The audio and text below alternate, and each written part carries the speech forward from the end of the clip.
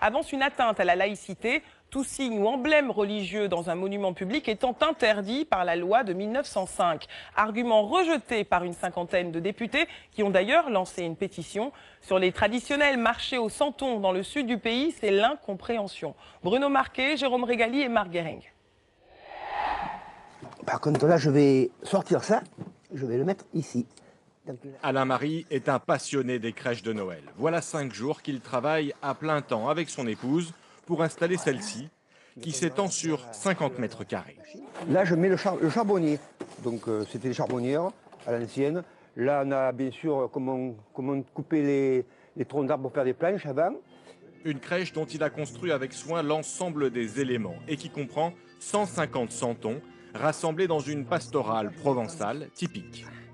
Un jour, bon, on m'a offert des grands santons et je me suis dit pourquoi je ne ferais pas une grande crèche. Ils ont commencé à faire des grandes maisons, mais j'avais plus de place à la maison. Je suis allé voir monsieur le maire, monsieur Milon, et j'ai dit voilà, je voudrais. Elle me dit il n'y a pas de problème, vous avez la salle. Cela fait donc 13 ans que cette crèche est installée dans une des salles polyvalentes de la commune de Sorgues. Le maire vient ce matin constater l'avancée des préparatifs. Il assume pleinement la présentation de cette crèche. Il ne s'agit pas, au travers de ces crèches, de faire quelque chose d'ostentatoire, de faire de la provocation. Ici, elle est certes dans un bâtiment public, mais elle ne vient pas gêner celles et ceux qui n'y verraient aucun intérêt ou qui seraient en opposition. Pour ce maire, il est donc parfaitement possible de concilier principe de laïcité et représentation de cette crèche de Noël à ses administrés. L'an passé, ils étaient plus de 4350 à Sorgues à se presser devant le travail d'Alain Marie sans susciter aucune plainte. Mais le maire a tout de même pris ses précautions. La crèche est installée dans une salle à l'écart du passage. De toute façon, pour venir voir cette crèche, il faut en avoir envie. Voilà, celui qui n'a pas spécialement envie de venir la découvrir peut tout à fait passer son chemin sans aucun problème, aller faire les formalités administratives qu'il le souhaite. Il n'y a rien d'imposé, évidemment, dans la présentation de cette crèche. Une présentation pourtant qui va à l'encontre des préconisations formulées par l'Association des maires de France. L'AMF vient de publier ce vade-mecum sur la laïcité, résultat d'un an de réflexion. Il compile des conseils aux maires. Page 16, le document précise. La présence de crèches de Noël dans l'enceinte des mairies n'est pas, du point de vue de l'AMF, compatible avec la laïcité. Un pavé dans la mare à quelques semaines des fêtes de Noël. Cette déclaration suscite bien des remous. Pourtant, l'AMF se défend de vouloir interdire quoi que ce soit. Le vade-mecum ne prend pas de décision. Il n'est pas un document contraignant. Il n'interdit rien. Il ne permet rien non plus. Il dit simplement attention, il y a danger de contentieux. Parce que des contentieux ont existé. Il ne dit que ça.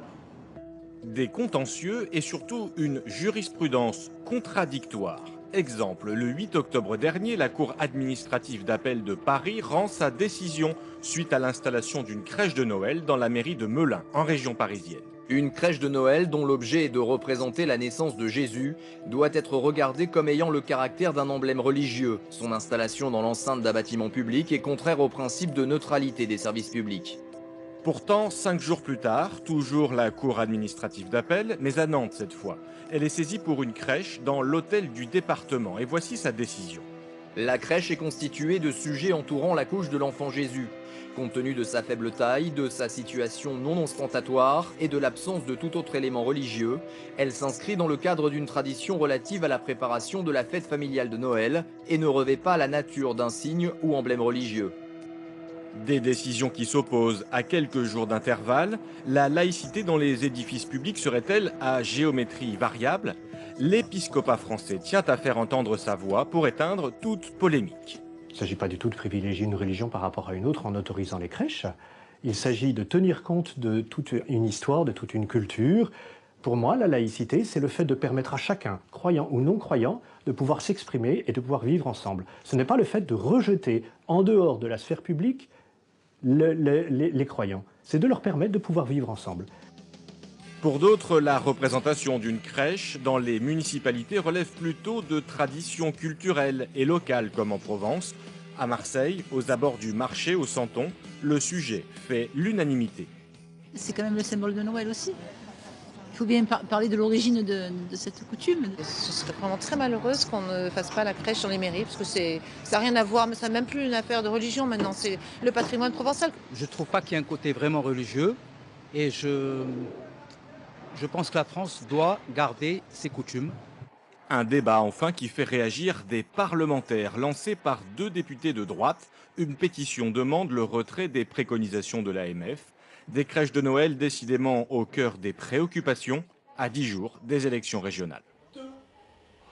J-3 avant la COP21 et l'on s'attend à des embouteillages monstres en Ile-de-France et pour cause des